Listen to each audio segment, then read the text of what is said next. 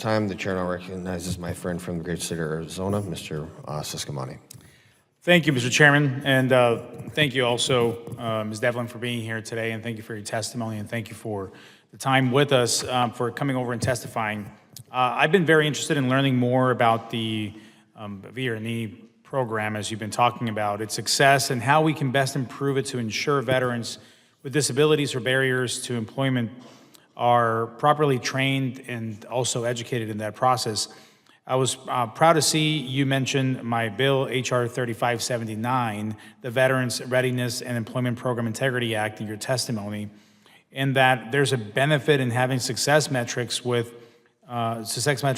as participants, the employment status, and the annual wages tracked. I think any kind of metric in every area in government is important, but definitely here to make sure that our veterans are being served properly. And for the average wait times to see a counselor be published online, I think that transparency is also very important.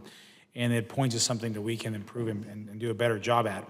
So a quick question here. One key issue that I often hear about from my constituents are the long wait times that associated with VA services overall. At the Phoenix VA in my home state of Arizona, the average wait time for a V-or-Knee appointment is around 114 days.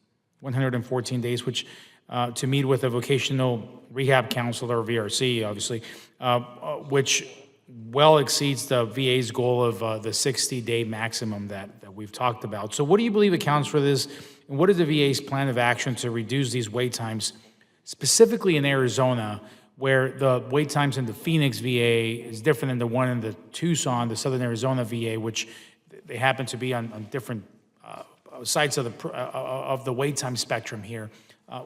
What are your thoughts on that? Thank you for the question. So I will tell you, though, we've improved the wait times in Arizona. It's down to just a little over 41 days now. In the Phoenix VA specifically? Arizona as a whole. Arizona as a whole. Yes. Yeah. What we're doing to improve that is we're using a national strategy for reassigning cases. We have some stations where the counselors are at either 1 to 125 ratio or less than that, and so we have greater capacity there. So we're using virtual counseling capability, where the veteran has a virtual counseling appointment with a counselor. It doesn't have to be a counselor in Arizona. It can be a counselor in any one of our stations that has capacity. The goal being to get them their entitlement decision quickly so they don't have to wait to get into a rehabilitation program. And they take this from home, or Yes. yeah? Yes. Excellent, okay. Well, that's good. Thank you for informing me of that.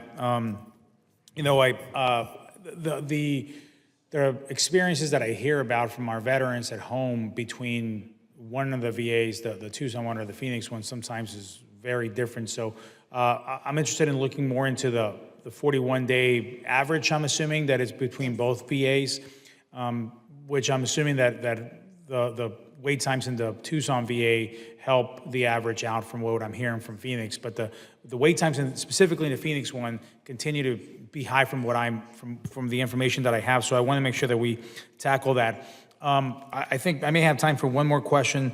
As I mentioned previously, I believe that it's our role to ensure individuals participating in this program are getting a good return on the investment. Some of the recent statistics show that what appears to be a high number of veterans re-enrolling in the program, about 45%, from the information that I have. What do you believe is the cause of this high re-enrollment rate, and what does that say about the success metric of the program and its ability to prepare and connect disabled veterans to meaningful careers? Thank you for the question. The statute does allow for veterans who were previously rehabilitated to obviously reapply and to be considered for the program again. If their disabilities worsened or that for some other reason they can no longer perform the occupation, they may be found entitled to another program of services. It's not a continuation of their previous program. It is a new program because that employment that they were suitably employed in is no longer going to work for them. So it's considered a re-enrollment, but it's nature of a new experience, a new enrollment, a new result, I'm assuming that they're waiting for? It does require, yes, it requires a new rehabilitation plan with a new goal. Mm-hmm. Okay, excellent. Well, that's all. I've got one more, but we can do that later. Thank you, sir. Appreciate it. Yield back.